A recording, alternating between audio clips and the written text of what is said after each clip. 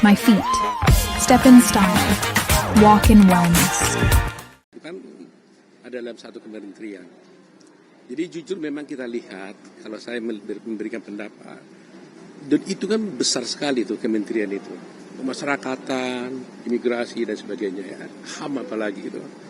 Jadi dengan adanya pembagian ini sekarang, saya kira ini tepat sekali karena itu akan menjadi fokus. Ya, fokus pembahasannya mengenai imigrasi, pemasyarakatan, HAM dan juga mengenai hukum ya. Jadi kalau kita lihat di sini nih, hukum itu berarti kan ini kan bukan Menteri Kehakiman, bukan Minister of Justice, tapi Minister of Law mungkin ya, kira-kira gitu.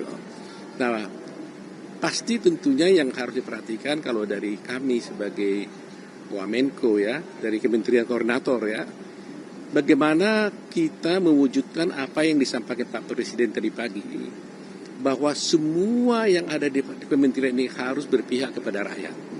Ya, kalau umpamanya di Kementerian Imigrasi tentunya kemudahan-kemudahan itu harus diberikan, dalam arti harus diperhatikan kepada pelayanan kepada masyarakat.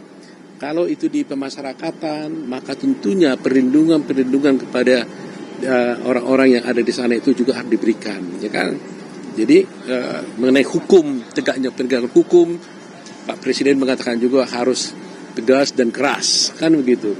Jadi ini menjadi perhatian kita semuanya. Saya melihat satu hal yang paling penting memang adalah bagaimana akses kepada keadilan, ya, akses to justice. Ini yang harus didapatkan.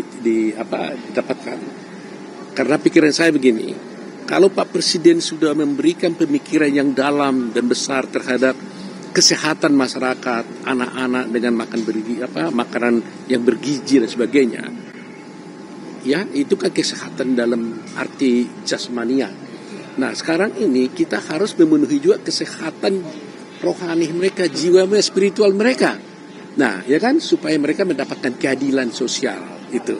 Nah dari segi hukum tentunya harus diperhatikan juga itu keadilan sosial itu, akses to justice itu. Jadi nanti ya, imigrasi ini masih ada tapi dirjennya masih ada. Ya itu nanti mungkin akan ada perpres untuk itu ya. Tapi kalau namanya kementerian, apakah dirjen, apakah dalam bentuk lain itu, apakah deputi, itu akan diatur lagi. Tapi kalau ya, terkait profesi Bang Oto sebagai advokat, apakah nanti akan simultan berjalan setelah Bang Oto jadi wamen? Berdasarkan undang-undang advokat, saya tidak bisa lagi praktek sebagai advokat. Jadi saya besok ketika dilantik harus saya mengajukan permohonan cuti kepada Perhimpunan Advokat Indonesia. Cuti sebagai advokat sama dengan umpamanya DPR gitu ya. Anggota DPR itu juga tidak boleh menjadi berpraktik sebagai advokat. Dia tetap advokat tapi tidak boleh menjalankan praktiknya sebagai advokat. Nah, ya, terima kasih ya.